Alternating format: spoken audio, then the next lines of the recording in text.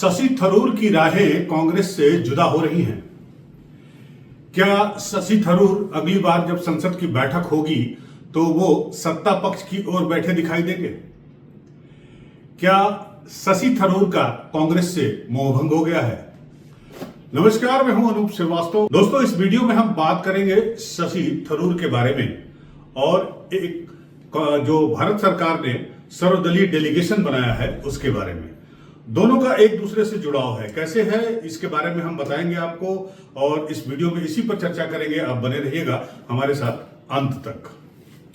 तो दोस्तों, भारत सरकार ने ऑपरेशन सिंदूर जो पाकिस्तान में चलाया 3 दिनों तक, और 3 दिनों तक का मतलब कि 3 दिनों तक कॉन्फ्लिक्ट हुआ भारत और पाकिस्तान के बीच में। उसके बाद से आपको बता दें कि सीज फायर हुआ। सीज फायर जो है वो 18 मई को है। 18 मई यानी अब से मुश्किल से 24 घंटे बचे हुए हैं।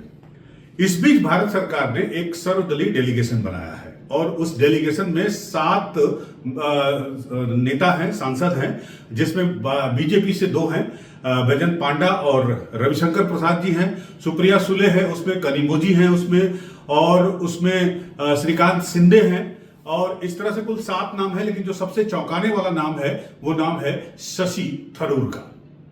जी हां, शशि थरूर का नाम कांग्रेस की तरफ से रखा तो गया है, लेकिन जब इस सर्वदलीय डेलीगेशन का गठन करने की बात चली थी और सभी राजनीतिक दलों से नाम मांगे गए थे, तब जो कांग्रेस ने 4 नाम भेजे थे उसमें शशि थरूर का नाम नहीं था।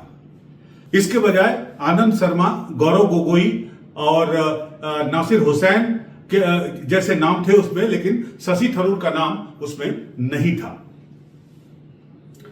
तो आखिर शशि थरूर का नाम क्यों नहीं भेजा कांग्रेस ने? और आज जब सर्वदलीय डेलीगेशन के नामों का ऐलान किया गया और उसमें शशि थरूर को भारत सरकार ने, मोदी सरकार ने कमांडर इन चीफ बना दिया इस ग्लोबल ड्राइव के लिए, आप कह सकते हैं, और उसमें कांग्रेस के शशि थरूर का नाम सबसे ऊपर है। लेकिन इस पर जयराम रमेश ने हल्की फुल्की टिप्पणी की है, कांग्रेस ने अभी तक कोई खास टिप्पणी नहीं की है। और जयराम रमेश ने इतना जरूर कहा कि जो 4 नाम भेजे गए थे सेंटर ने उनको एक्सेप्ट नहीं किया। अब कांग्रेस इस पर सहमति जताती है या नहीं जताती है, ये तो बात की बात है, लेकिन शशि थरूर को क्यों चुना गया ये हम आपसे बात करना चाहते हैं। आपको याद होगा कि अभी फरवरी में प्रधानमंत्री नरेंद्र मोदी तिरुवनंतपुरम गए थे और वहां स्टेज पर उन्होंने अगर किसी से हाथ मिलाया, किसी से पीठ थपथपा कर बात की, हंसकर बातचीत की, वो सिर्फ और सिर्फ शशि थरूर थे। शशि थरूर की काफी प्रशंसा भी की प्रधानमंत्री नरेंद्र मोदी ने। इसके अलावा शशि थरूर का एक ट्वीट आपको याद होगा फरवरी में आया था या उसके पहले आया था, जिसमें उन्होंने लिखा था कि जहां अज्ञानता है वहां बुद्धिमान व्यक्ति का विद्यमान रहना उचित नहीं है या मूर्खता है। कुछ इस तरह का ट्वीट था उनका, एक्स पर उन्होंने पोस्ट किया था। उसी वक्त से ये लग रहा था कि शशि थरूर और कांग्रेस आला कमान के बीच में सब कुछ ठीक नहीं चल रहा है।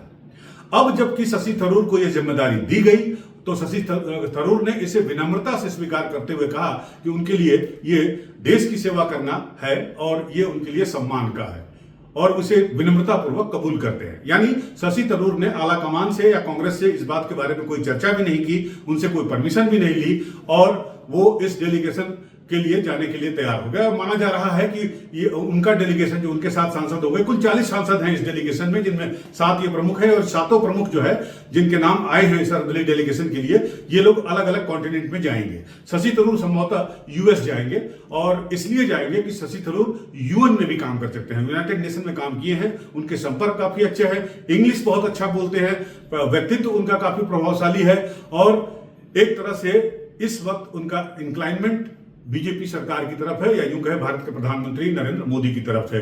तो यही माना जा रहा है कि शशि थरूर का जो डेलीगेशन होगा, उनके नेतृत्व में जो डेलीगेशन होगा, वो यूएस की तरफ जाएगा।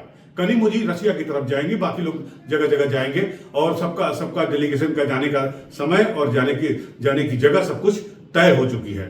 लेकिन हम वापस लौटते हैं शशि थरूर पे, और शशि थरूर के बारे में बात करते हैं कि आखिर शशि थरूर की और भारतीय जनता पार्टी की गलबहियां क्या रंगत लाएगी, खासकर भारत के दक्षिणी इलाकों में, दक्षिण राज्यों में, जहां बीजेपी अभी भी कमजोर है। शशि थरूर गाहे बागा है, सोशल मीडिया पर सक्रिय भी रहते हैं और चर्चित भी रहते हैं।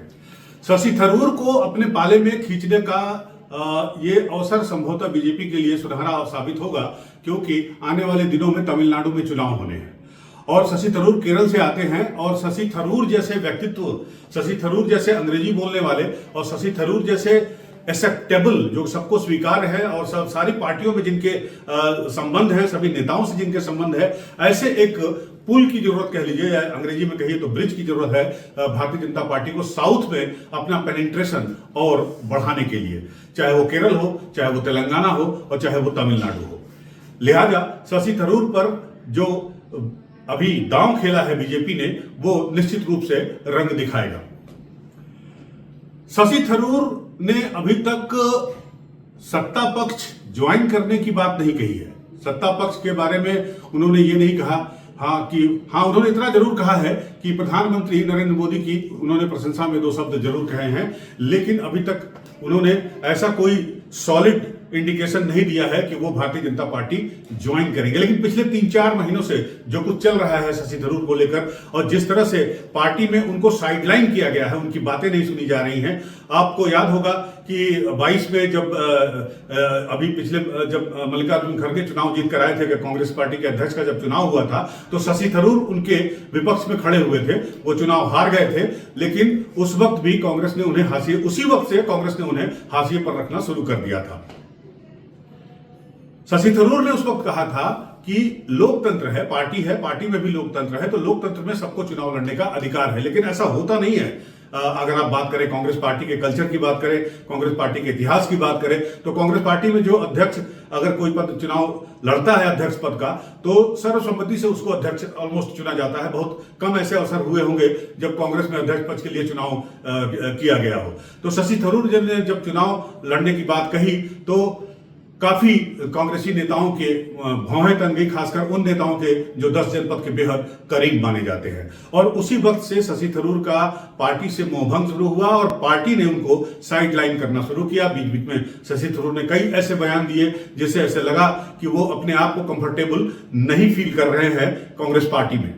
और अब जबकि सर्वदलीय डेलीगेशन का हाईकमान उनको बनाया गया है, उनको हाई प्रोफाइल ये सीट मिली है, तो अब ये देखना होगा, और इसको बड़ी खुशी से उन्होंने स्वीकार भी किया है, तो ये देखना होगा कि आखिर ये जो उड़ान भरी है शशि थरूर ने, वो कहां जाकर रुकती है। जैसा कि मैंने अपने वीडियो के पहले में कहा कि ये देखना बड़ा दिलचस्प होगा कि आने वाले समय में जब संसद का, पार्लियामेंट का सत्र बुलाया जाएगा और विपक्ष और पक्ष दोनों बैठेंगे, तो शशि थरूर किस तरफ बैठते हैं, पक्ष की तरफ बैठते हैं या विपक्ष की तरफ बैठते हैं, ये देखने वाली बात होगी। बनी रहेगी हमारी नजर, आप भी हमारे साथ बने रहिए। मिलते हैं आपसे अगले वीडियो में, तब तक के लिए नमस्कार, जय हिंद।